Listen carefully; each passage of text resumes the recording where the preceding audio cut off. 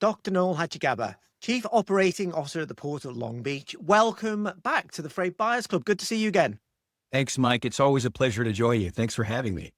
I think congratulations are in order. It seems like the shipping tap to Long Beach from Asia is now back open. I presume you're still expecting a quiet few weeks due to all the blank sailings that were already booked in. But then maybe are we looking at a surge of traffic as importers try to bring everything in that they can during this US-China tariff truce? Well, we're certainly encouraged by the news coming out of the weekend in Geneva between the U.S. and China and the framework for a possible accord. We are cautiously optimistic, but we also recognize that it takes about 30 to 45 days for shippers to resource product and adjust their supply chain. So even in spite of this announcement that we hope materializes and brings some stability to the supply chain, we are still anticipating a slower May and possibly a slower June. Maybe not as slow as we first thought, but we think that 30 to 45 days post announcement over this past weekend before we start seeing a pickup again on our cargo volumes. How aggressive are you expecting that pickup to be? Is this sort of going to look like a surging, slightly early peak season? Is that what we're talking about? Well, I think it's important to recognize first that China by itself accounts for about 60% of our total volumes here. So it's a disproportionate impact anytime there are cargo swings one way or the other. But I would say that a 90-day pause, while it gives everyone some certainty for the next 3 months, it nonetheless sets up an artificial barrier. So we do anticipate shippers to try to take advantage of this pause and try to do some more front loading, specifically holiday product that typically comes at the end of summer, early fall. So we do anticipate a run up in cargo, and we are certainly in touch with every partner in our supply chain to make sure that we can handle that surge when it comes. How bad was the situation looking before this deal was agreed? It was looking pretty dire prior to this weekend's announcement. For the month of May, we were looking at a 30% drop year over year just for the month of May. That's about 400,000 TEU. And just to put that in perspective, Mike, in the month of April, we held 865,000 TEU. So that's about 46% of what we handled in the month of April that we thought we would be down in May. And that was directly a result of the blank sailings and, the ships from China that came all the way down to zero, making their way here to LA Long Beach. So this news and this announcement over the weekend, it could be a game changer. It gives everyone some relief, and it gives everyone at least some near-term certainty about what tariffs and what the tariff environment is going to look like.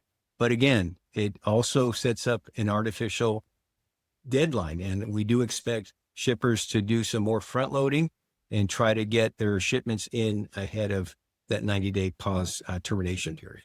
What's the sense been around the port, or maybe more generally about what does this mean for US consumers, for the dock workers at the port, the drayage operators, forwarders, hauliers that rely on the port for business? They must be feeling very happy today, even as you say, this is still going to be an artificial window. We still have a lot of uncertainty ahead, but it's still a good day for the port. It is. We are cautiously optimistic that this is the first in a series of steps that will bring some stability between the world's two largest economies and our largest trade partner by volume. What we're hearing from the trade community is a lot of relief that the de-escalation is in our midst, a lot of relief that there's a framework and a path forward for the two largest economies to hash things out and reach a resolution as quickly as possible. And we're also seeing a glimmer of hope as our dock workers who were most vocal about the impacts to jobs. I mean, just in the last couple of weeks, they were already sustaining job losses to the tune of 200. That is something that has an immediate impact, not just to our port, Mike, but to our communities. Almost half of the workforce that supports port operations lives within 10 miles of the port complex. So you can imagine the cascading effect, that knock-on effect, when folks don't go to work, when they don't earn that paycheck, it has that trickle-down effect. And that's what we were most concerned about. On the trucking side, truck drivers that were used to pulling 4 or 5 containers a day were reduced to 2 or 3, in some cases, 0. And they make their living based on the load.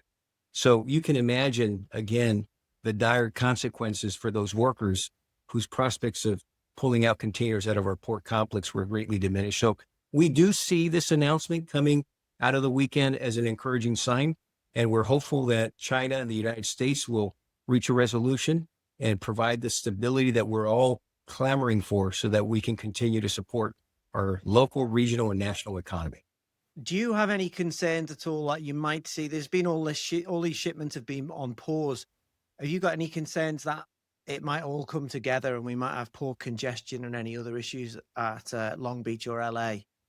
We learned many lessons during the COVID supply chain crisis. I think at that point in time, we were all forced to learn how to work together. And I can tell you that when you look at our experience over the last year in calendar year 2024, we actually handled more cargo volume than we did during the supply chain crisis peak. But it happened without any congestion, any backlogs, any delays. I think we figured out how to be resilient, how to flex. Everyone up and down the supply chain, Mike, is working better together. We're sharing data. We're sharing information more seamlessly. It's more routine. So I'm very confident that as we look at a possible run-up of cargo in light of this 90-day pause, that we'll be ready to handle that cargo without any congestion, any delays, or any disruption. Dr. Noel Hacegaba, Chief Operating Officer at the Port of Long Beach. Thanks very much for taking the time on your very busy day today to speak to the Freight Buyers Club. My pleasure. Thanks again, Mike.